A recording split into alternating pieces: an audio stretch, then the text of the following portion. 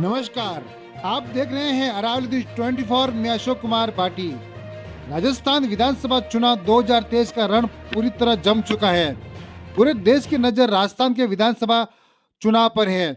इसी कड़ी में विधानसभा क्षेत्र गोगुंदा के कांग्रेस पार्टी के मजबूत, जिम्मेदार एवं जनप्रतिनिधि और राष्ट्रीय स्तरीय सम्मान से सम्मानित और गोगुंदा कांग्रेस की राजनीति में कई वर्षों से अपनी मजबूत पकड़ दाग जमाने वाले जसवंतगढ़ निवासी पूर्व सरपंच, गोगुंदा विधानसभा पूर्व अध्यक्ष और वर्तमान जिला उपाध्यक्ष नारायण पालीवाल से अरावली न्यूज 24 चैनल ने की विधानसभा चुनाव 2023 को लेकर खास बातचीत। आप यह इंटरव्यू पूरा जरूर देखें। कैसे अपने स्कूली जीवन से राजनीति में नारायण पालीवाल का जीवन झुका और जब से पार्टी द्वारा जो जिम्मेदारी मिली वो कैसे निभाई और एक आम कार्यकर्ता से राष्ट्रीय स्तर पर अपनी पहचान और सम्मान कैसे मिला। खुद नारायण। नमस्कार, आप देख रहे हैं अरावली न्यूज 24 में अशोक कुमार भाटी। आज हमारे साथ में हैं गोगुंदा के एक जाने माने और कांग्रेस के वरिष्ठ कार्यकर्ता नारायण जी पालीवाल। आपका हमारे चैनल पर स्वागत है। बहुत बहुत धन्यवाद आपके चैनल का। नारायण जी, वैसे आप ये बताइए कि जिस तरह से 2023 चुनाव का अभी माहौल है बुराई और गोगुंदा विधानसभा क्षेत्र में मांगीलाल जी ने तीसरी बार नामांकन दर्ज कर दिया है और अब अभी क्या चल रहा है अभी? देखिए, मांगीलाल जी पिछले लंबे समय से हमारे क्षेत्र में कार्य के रूप में सक्रिय है और उन्होंने 3 बार विधायक का चुनाव जीत करके और क्षेत्र का विकास किया है और इस बार माहौल बहुत ही अच्छा है और पक्ष में है। जिस तरह से हमारी राजस्थान की सरकार ने जो जन कल्याणकारी योजना लागू की है, जिसका राज्य में ही नहीं बल्कि पूरे देश में उसकी चर्चा हो रही है और जो हमारा स्टेट है वो गहलोत मॉडल जो कहा जाता है पूरे देश में, तो उस आधार पर यहाँ की जनता ने मूड बना लिया है कि इस बार हमारे क्षेत्र से कांग्रेस पार्टी भारी मतों से विजय होगी। जिस तरह से आपने बताया कि गोगुंदा के पूर्व 3 बार विधायक को 1 बार मंत्री रह चुके मांगीलाल जी को इस बार भी वापस पार्टी ने जो आशा और जो विश्वास के साथ टिकट दिया है, इस बार आपकी कितने मतों के का बढ़त रहेगी?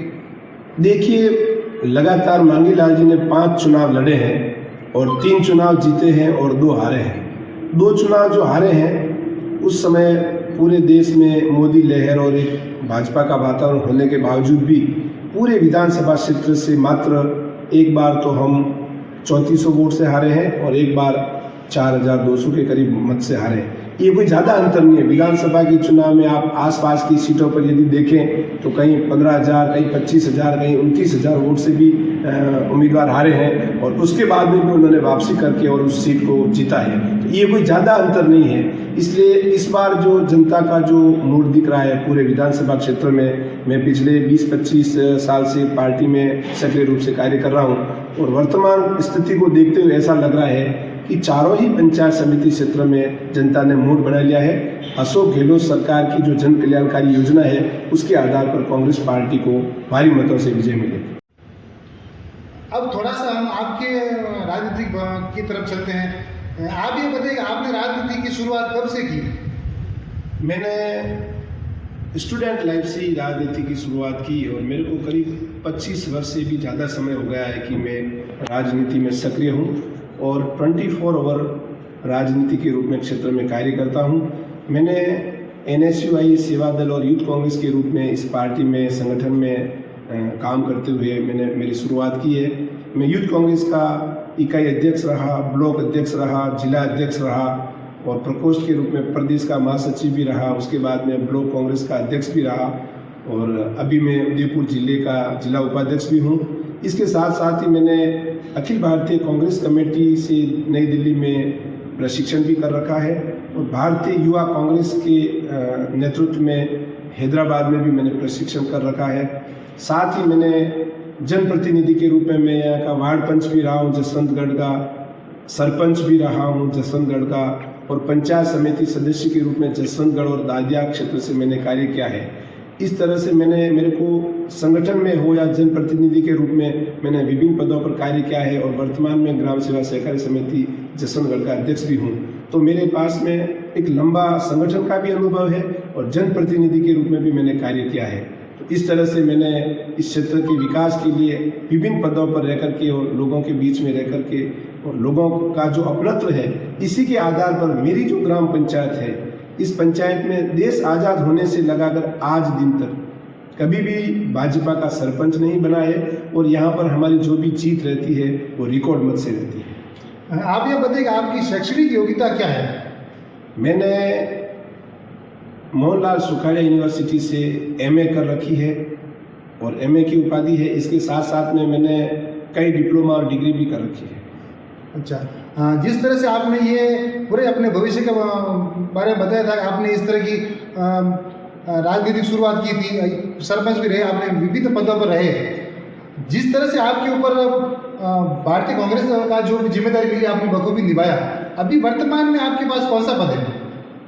देखिए, मेरे को पार्टी ने कई पदों पर कार्य करने का मौका दिया। अभी मैं उदयपुर जिले का जिला उपाध्यक्ष हूँ और उस पद पे मैं कार्यरत हूँ और इसके साथ साथ में भी मेरे को पास की जो विधानसभा है, जाडोल है और कोटला क्षेत्र का भी मेरे को जिले से प्रभारी बना रखा है। और मैं अपने आप को गौरवान्वित महसूस करता हूँ क्योंकि मुझे दिल्ली में जो अभी कुछ माह पहले आपने आपके चैनल पे भी दिखाया और अखबार में भी आपने पढ़ा होगा कि मेरे को राष्ट्रीय स्तर पर जो राष्ट्रीय अवार्ड मिला था, हमारे क्षेत्र की जनता का और हमारे कार्य करने की जो भावना है उसी के आधार पर दिल्ली में मेरे को अभी कुछ माह पूर्व अवार्ड भी मिला था। और G20 जो कंट्री है उसके अंदर मुझे अंतर्राष्ट्रीय समरसता मंच का मुझे सदस्य बना रखा है, जिसमें करीब दुनिया के 22 देश है, उसका भी मैं पार्टिसिपेट कर रहा हूँ उसमें और मैं उसका मेंबर हूँ। तो इस तरह से पार्टी के विभिन्न पद पे भी रहकर मैंने कार्य किया है और क्षेत्र में लोगों की जो सेवा की उस आधार पर मेरे को राष्ट्रीय स्तर पर अभी नई दिल्ली में अवार्ड भी मिला था। ऐसा सुनने में आता है अमूमन की नारायण जी है थोड़े गुस्सेले स्वभाव के होते हैं, थोड़े दबंगई करते हैं, ये कहाँ तक सच्ची बात है?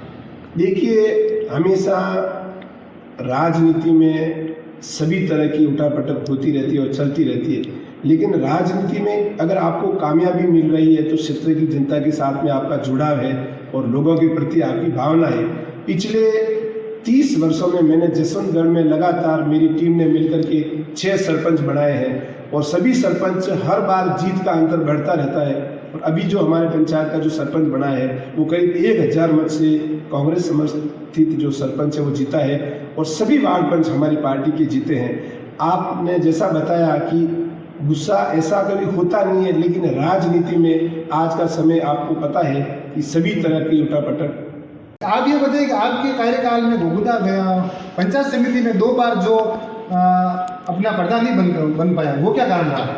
देखिए, प्रधान नहीं बनने के पीछे कारण है देश आज़ाद होने से लगाकर आज दिन तक जो ये पिछले टर्म में हमारा पंचायत समिति हमारी नहीं बनी है, जो भारतीय जनता पार्टी की सरकार आई थी इससे पिछली बार, और उन्होंने जो वार्ड का गठन किया था तो उन्होंने एक राजनीतिक रूप से वार्डों का गठन किया, जिसमें उन्होंने पंचायतों का जोड़ तोड़ करके जहां पर बीजेपी से समर्थित जो बूथ थे उनको मिला करके एक वार्ड बना दिया और कांग्रेस वाले जो मजबूत पंचायतें थी उनको हटा करके, अब जैसे उदाहरण देता हूँ मेरी जसवंतगढ़ पंचायत, पहले जसवंतगढ़ और दादिया दोनों पंचायत थी तो कभी यहाँ पर चुनाव कांग्रेस नहीं आई। अब जसवंतगढ़ के 4 टुकड़े कर दिए, जसवंतगढ़ का राममादला में ले लिया, जसवंतगढ़ को झाड़ोली में ले लिया, जसवंतगढ़ को ओबरा में ले लिया। इस तरह से जसवंतगढ़ पंचायत 4 पंचायतों में विभाजित कर दी। तो अगर जसवंतगढ़ को आप किसी एक पंचायत में मिला हो तो मैं आपको कह रहा हूँ 50 साल तक यहाँ पर पार्टी कभी नहीं हारेगी। उन्होंने जो एक राजनीतिक उठापटक करके और जो वार्डों का गठन किया उस वजह से हमारे पंचायत समिति के प्रधान की जो हार हुई है, और उसमें भी कोई ज़्यादा मतों से नहीं हुई है, करीब बहुत कम, कोई चुनाव 18 वोट से हमारा पंचायत समिति सदस्य हारा है और कहीं पर 50 वोट से हारा है। तो इस बार जनता ने मन बना लिया है कि आने वाले समय में भी प्रधान कांग्रेस का ही बनेगा। अमूमन भारतीय जनता पार्टी वाले ये बोलते हैं कि घोघुदा में मुख्य गांव में विकास नहीं करवाया, और उन्होंने हर समय वो अपने भाषण में लगा कर हर समय यही बात बताते हमने पूरा बस स्टैंड बनाया और पूरा घोघुदा में अच्छा साफ सफाई करवाई, घोघुदा में अच्छा कार्य करवाया। ये आप कितनी सच्चे मानते हो? यही अंतर है भारतीय जनता पार्टी और कांग्रेस में कि उनके पास केवल घोघुदा बस स्टैंड का जो मुद्दा नजर आता है। जब से घोघुदा बसा है और आज़ाद होने के बाद में घोघुदा में चाहे वो विद्यालय हो, चाहे वो हॉस्पिटल हो, चाहे तहसील हो, थाना हो, पंचायत समिति हो, सड़कें हो, सीसी रोड हो, बिजली हो, पानी हो, ये सारे ही कार्य कांग्रेस पार्टी ने करवाए आज़ादी से लगाकर अब तक। केवल बस स्टैंड का कचरा बता करके, क्योंकि उनके पास एक ही चीज़ है, उन्होंने एक कार्य किया तो एक बताएंगे। अब मैं अगर आपको पूरा घुघुंदा विधानसभा में कांग्रेस पार्टी के काम गिनूंगा तो आप अगर 4 दिन तक भी मेरा इंटरव्यू लोगे तो भी कम पड़ेगा, क्योंकि जो कार्य पूरे विधानसभा क्षेत्र में, चाहे वो विद्यालय हो, चाहे वो हॉस्पिटल हो, चाहे वो बिजली हो, चाहे वो पानी हो, चाहे वो गांव की सड़कें हो, सीसी रोड हो, सामुदायिक भवन हो, सारे कार्य कांग्रेस पार्टी ने करे। तो कांग्रेस पार्टी के पास में एक ही विकास का कार्य होता तो हम गिना देते। हमारे पास में अनगिनत ऐसे कार्य हैं जिन्होंने पूरे क्षेत्र में कांग्रेस पार्टी ने करे। अब बार बार आप बस स्टैंड का मुद्दा लाते हो। बस स्टैंड का मुद्दा भी वो कोई बड़ा मुद्दा नहीं था, वहाँ भी पार्टी ने काम किया। हमारे सरपंच रहे वहाँ पर 2-2 बार, करण सिंह जी झाला और मंगीलाल जी चौधरी वहाँ के सरपंच रहे। उनके कार्यकाल का जो आप उठा करके देख लीजिए, उन्होंने घुघुंदा के विकास के लिए कितने मोहल्ले गली में सीसी रोड लगा करके और उस कच्ची जो सड़कें उनको पक्की बनाई है। और उस समय में जो विकास हुआ, चाहे वो बिजली हो, चाहे वो सामुदायिक भवन हो, हर जाति और समाज के लिए भवन बनाए, टीन शेड बनाए, रोडें बनाई। तो घुघुंदा का बस स्टैंड भी देखो, घुघुंदा बहुत लंबा चौड़ा हमारा मुख्यालय है, वहाँ पर आप गली मोहल्लों में जाति समाज के एरिया में जाकर देखोगे तो जितना भी विकास का कार्य करवाए वो झाला साहब और गणेश साहब और कांग्रेस पार्टी ने करवाए। अब हमारे पास एक मुद्दा है नहीं, हम उसको गिनाए बार बार, और उनके पास एक ही चीज़ है, वो उसको बार बार दोहराते हैं। नारायण जी पालीवाल मन संचालन करते हैं। जब आप एक तो आम सभा में संबोधित करते हैं और एक आपके सीएम साहब की सभा को संबोधित करते हैं, वो आपके लिए कितना मुश्किल रहता है और किस तरह से वो हैंडल करते हैं आप? मैं पिछले करीब 20 वर्ष से ज़्यादा समय हो गया कि मैं मंच संचालन का कार्य हमारी पार्टी द्वारा मुझे दिया जाता है। अब मैं यूथ का जिलाध्यक्ष भी रहा हूँ, ब्लॉक अध्यक्ष भी रहा हूँ, विभिन्न पदों पे रहा हूँ। मैंने दिल्ली में प्रशिक्षण किया है, मैंने हैदराबाद में प्रशिक्षण किया है। और हमारे क्षेत्र के लिए और हम सब के लिए गौरव की बात है कि मुझे राजीव गांधी समरसता मंच से जो राष्ट्रीय अवार्ड मिला है। तो ये सारी चीज़ें, आपके अंदर कितना टैलेंट है, आपके अंदर कितना एक्सपीरियंस है, क्षेत्र में आपकी क्या पकड़ है, उसके आधार पर ये सब होता है। तो मैंने तो चाहे हमारे मुख्यमंत्री जी के कार्यक्रम में संचालन किया हो, चाहे हमारे यहाँ पर राज्यपाल भी आए थे उनके कार्यक्रम में संचालन किया हो, चाहे हमारे राष्ट्रीय नेता है उनके कार्यक्रम में भी संचालन किया हो, तो मुझे ये सारा रूटीन लगता है। मेरे लिए कोई बड़ी बात नहीं, क्योंकि हम इस मंच पर धरातल पर, मेरे को झाला साहब और गराशा साहब के साथ में करीब 25 से 30 वर्ष में राजनीति में सक्रिय। फिर भी आप एक तो ये आपके आम है, घर जैसा माहौल है, सीएम साहब को मीटिंग में लेकर आपको कभी कैसे डर लगता है, हिचकिचाहट होती है थोड़ी बहुत भी? देखिए, सीएम साहब हमारी पार्टी के, हमारे परिवार के लगते हैं, चाहे उनकी सभा हो, हमें कोई ऐसा डर जैसा क्यों लगे। उनके मंच पे होने के बाद अगर मैं संचालन करता हूं तो मैं अपने आप को गौरवान्वित महसूस करता हूं कि हमारे सीएम मंच पे बैठे हैं और सभी बड़े प्रदेश लेवल के नेता, जिले लेवल के नेता और ब्लॉक लेवल के नेता वहाँ होते हैं, और उस समय हम संचालन करते हैं तो मुझे तो उस समय सबसे अच्छा महसूस होता है। कहीं ना कहीं जो इन्होंने बताया कि बड़े नेताओं के साथ में बैठकर कार्य करने की जो क्षमता बढ़ती है, अपने अंदर जो विश्वास बढ़ता है, उसी के आधार पर आज 30 साल के राजनीतिक जीवन में अच्छा कार्य किया है। आप हमें यह बताइए कि आपके जीवन में कौन सा चुनाव ऐसा रहा जो आपके लिए एक बहुत ही यादगार और चुनौतीपूर्ण रहा?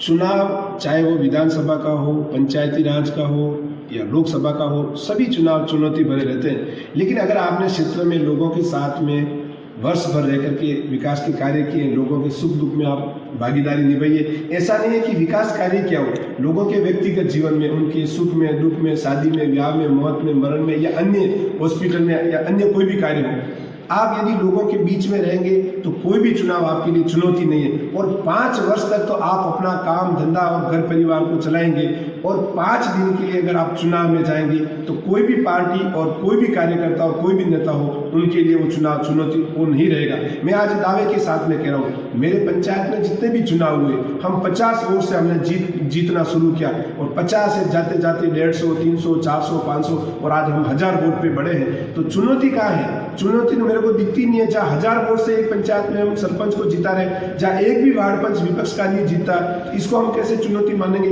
लेकिन अगर आप लोगों की सेवा नहीं करोगे, लोगों के बीच में नहीं रहोगे, लोगों के कार्य नहीं कराओगे, सरकार की जन कल्याणकारी योजनाओं को का लाभ अगर आप आम लोगों को नहीं दिलाओगे, तो हर चुनाव आपके लिए चुनौती रहेगा और वहाँ पर आपको जीतना मुश्किल होगा। घुघुंदा विधानसभा क्षेत्र में पहली बार आज इस 2023 में देखा गया कि मांगीलाल जी और झाला साहब के सामने किसी और ने भी नामांकन किया था, और वो आपके लिए कितना मुश्किल भरा रहा, और उसमें क्या कुछ हुआ था जिसके कारण आप लोग को यहाँ पर आपके इसी होटल पर एक मीटिंग भी करनी पड़ी, आपको जो प्रभारी है उनके सामने कुछ हल्ला बोल भी हुआ था, उसके बाद में इतना टिकट भी आप लोग चौथी सूची में मिला था, ये क्या पूरा उठापटक हुई थी? देखिए, हमारे झाला साहब ने, कांग्रेस पार्टी ने, गणेशा साहब ने कभी किसी को यूँ नहीं कहा। हमारी पार्टी देखो, हमारी पार्टी में एक संविधान है और संविधान के आधार पर हमारी पार्टी का जो नियम हम चलते हैं। हमारे विधानसभा क्षेत्र में विधायक के लिए दावेदारी करने के लिए कोई भी कर सकता है, जो पात्र उम्मीदवार है, जो हमारी पार्टी का समर्पित कार्यकर्ता है, जो किसी संगठन के रूप में या किसी भी पद में कार्य कर रहा है, वो आम कार्यकर्ता है।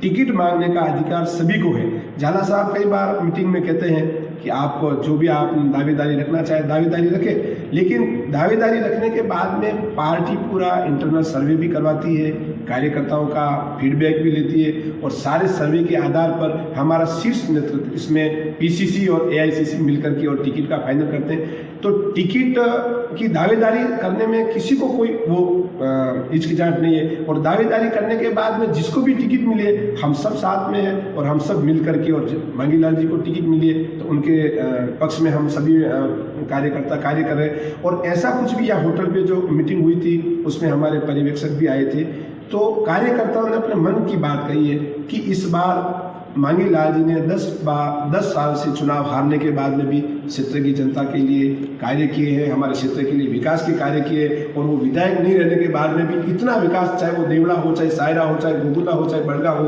चारों पंचायत समिति में उन्होंने इतने विकास के कार्य कराए कि अब कार्यकर्ताओं में कोई नाराजगी नहीं है। कार्यकर्ता खुल के कह रहा है कि आप मांगीलाल जी को टिकट दो और हम उनको भारी मतों से जिताएंगे।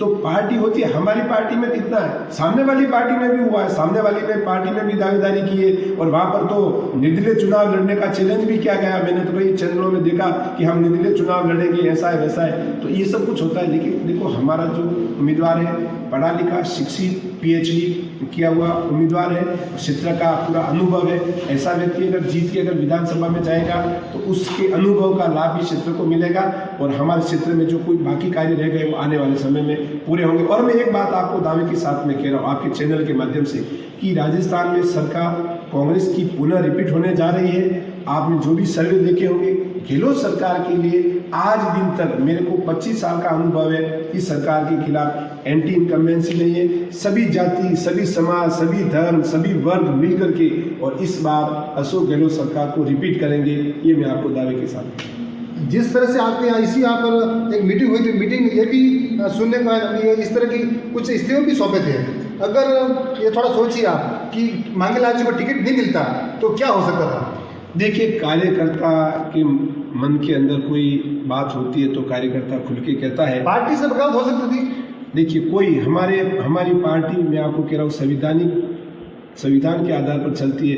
पार्टी ने जो फैसला किया वो सबको मान्य। हाँ, कार्यकर्ता के मन की भावना थी तो कार्यकर्ता ने कहा कि भाई इस तरह से अगर पार्टी फैसला नहीं करती तो हम इस्तीफा देंगे। लेकिन वो एक उनका मन की जो भावना थी कि भाई हमारी पार्टी अभी कहीं ना कहीं चैलेंज भी तो था उच्च अधिकारी को और आला कमान को।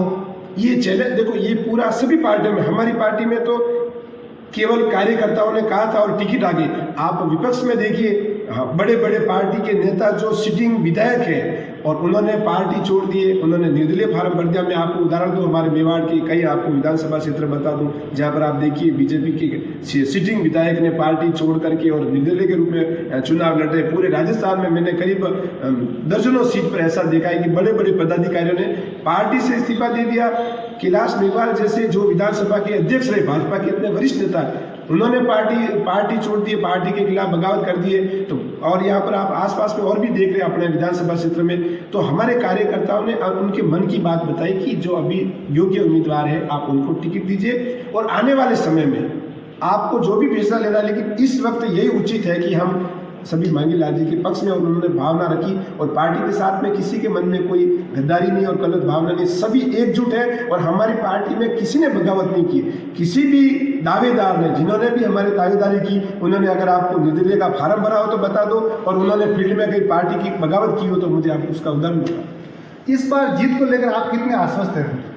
मैं तो पिछले हर चुनाव को लेकर भी आश्वस्त था, लेकिन कई कार्यकर्ता क्या ज़्यादा भावुक हो जाते और पहले से ही वो अपने आप को ओवर कॉन्फिडेंस मान लेते हैं। देखो, चुनाव होता है, सामने भी हमारी पार्टी है, तो चुनाव को चुनाव के तरीके से लड़ना चाहिए और उसके अंतिम समय तक का हमारा कार्यकर्ता को फील्ड में रहना चाहिए। और ये चुनाव तो मुझे 100% विश्वास है, क्योंकि क्षेत्र में जो हमारी सरकार ने, गहलोत सरकार ने जो कार्य करवाए, पिछले मैं 20-25 साल से हर क्षेत्र में जाता हूँ, झाला साहब के साथ में, घरसे साहब के साथ में, जो लोगों की मुख्य मांगे थी कि साहब सायरा में हमारे तहसील नहीं है, सायरा में हमारे CSC नहीं है, देवड़ा में हमारे पंचायत समिति नहीं है, तो ये सारे काम जो गोगुंदा में हमारे कॉलेज की कृषि कॉलेज खोला है, और बड़गांव में थाना खुलवाया, और वापस सैटेलाइट हॉस्पिटल बनाया, जो बड़ी मांगे लोगों की थी। और ऐसी कई सड़कें हैं, जसवंतगढ़ से रानापुर और हमारे सायरा क्षेत्र में आप देखो, देवड़ा क्षेत्र में देखो, सभी क्षेत्र में जो सड़कें की अब इस बार जो वर्क ऑर्डर निकले और कार्य अभी प्रगति पे चल रहा है, उससे लोगों में जो कमी थी उसकी पूर्ति हुई है। तो